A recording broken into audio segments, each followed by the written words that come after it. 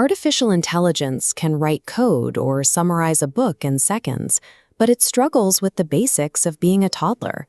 If you ask a state-of-the-art robot to fold a shirt or pick up a stuffed animal, it often fumbles. We usually interact with digital AI, software living inside a screen, dealing with text or images. But physical AI is different.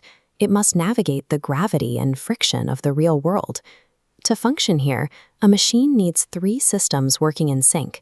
It needs perception to see its surroundings, reasoning to plan its next move, and control to actually drive a heavy metal body through a room.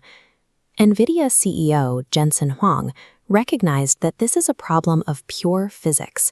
To him, the robot's brain has to master the laws of nature, like weight and momentum, before it can ever be truly useful.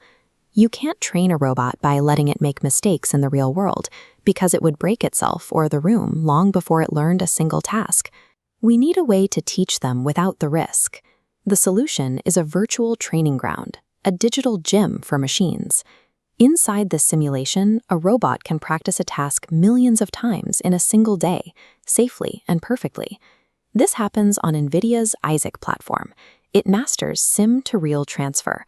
A robot learns perfectly in the digital gym, carrying that exact knowledge to the physical world.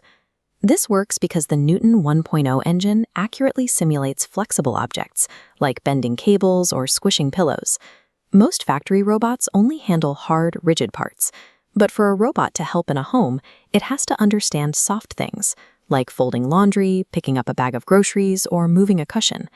When the simulation is this realistic, the gap between virtual practice and real-world skill disappears. Even after a robot knows how to move, it still needs to understand what we want. We need to be able to give it instructions in plain English. So, that's exactly where GROOT comes in.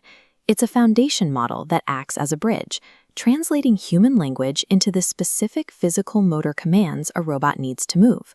This connects seeing, speaking, and doing. The robot scans a messy room, hears you say, "Clean this up," and instantly calculates the exact arm movements required to pick up every item and put it away. This approach allows for massive scale. Instead of building separate AI for legal documents and medical records, developers can use one foundation model and easily adapt it for many different jobs across dozens of industries.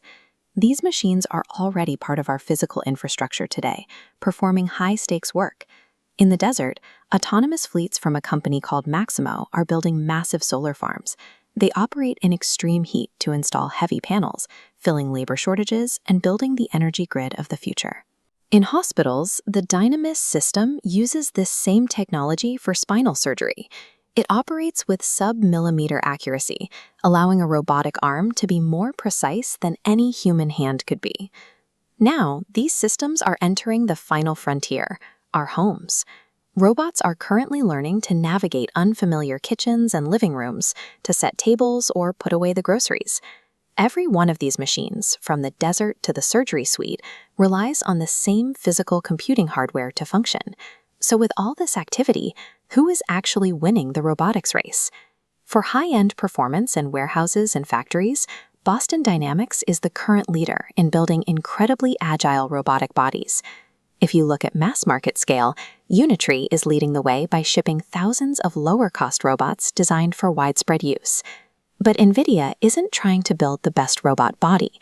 They are building the software layer that everyone else runs on. They are the invisible infrastructure that makes every other robot smarter. This global shift toward intelligent machines started quietly, inside this software campus in California. These machines are already walking through our hospitals and power plants. If you want to see where they head next, subscribe, and let me know in the comments, which part of your daily life do you want to see a robot handle first? I'll see you in the next one.